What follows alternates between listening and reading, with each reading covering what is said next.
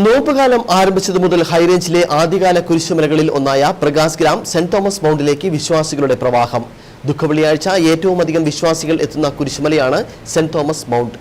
Christian മതവിശ്വാസികൾ മാത്രമല്ല അന്യമതസ്ഥരും ഇവിടെയെത്തി ആചാര അനുഷ്ഠാനങ്ങളിൽ പങ്കെടുക്കുന്നു എന്നതാണ് സെന്റ് തോമസ് മൗണ്ടിനെ വ്യത്യസ്തമാക്കുന്നത്.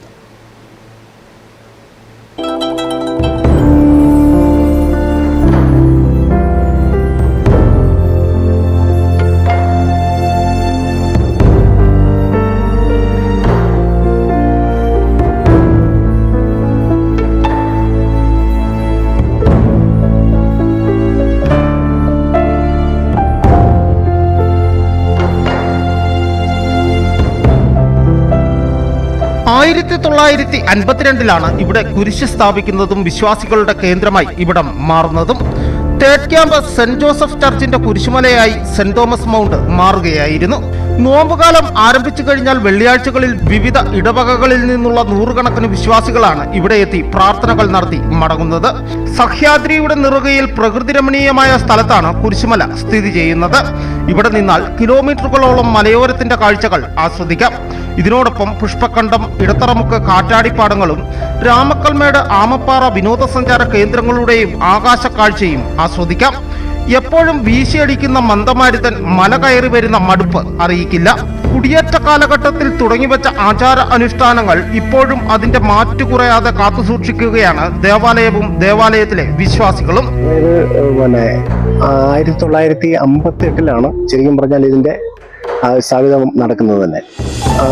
അന്നാണ് ഈ വലിയ കുരിശുമൊക്കെ ഇവിടെ സ്ഥാപിക്കുകയും മറ്റുള്ള ഈ പ്രദേശത്തെ മറ്റുള്ള മുഴുവൻ ആളുകളുടെ സഹകരണത്തോടു കൂടിയാണ് ഈ കുരിശുമല ഇത്ര ഭംഗിയായിട്ട് തന്നെ മുമ്പോട്ട് പോകുന്നത്. അത് മുൻകാലങ്ങളിൽ മറ്റുള്ള പരിസരങ്ങളിലെ ഇടവകളിൽ നിന്നെല്ലാം പ്രദക്ഷിണമായി ഇവിടെ എത്തുകയും ദുഃഖവെള്ളിയാഴ്ചകളിൽ അങ്ങനെ കയറുകയാണ് ചെയ്തുകൊണ്ടിരുന്നത്.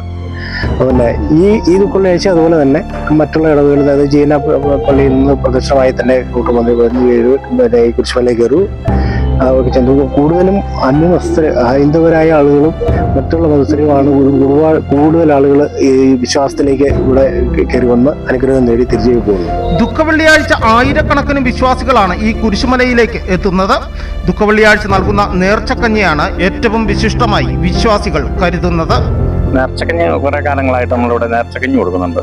ഇപ്രാവശ്യം അത് ഈ കുരിശുമലയായിട്ട് ബന്ധപ്പെട്ട ഈ ഇവിടുത്തെ വാർഡുമായിട്ടും മറ്റുള്ള എല്ലാ ആരെയും കൂടെ സംഘടിപ്പിച്ച് നല്ല രീതിയിൽ തന്നെ ഇപ്രാവശ്യം നടത്താനാണ് നമ്മൾ തീരുമാനിച്ചിരിക്കുന്നത്.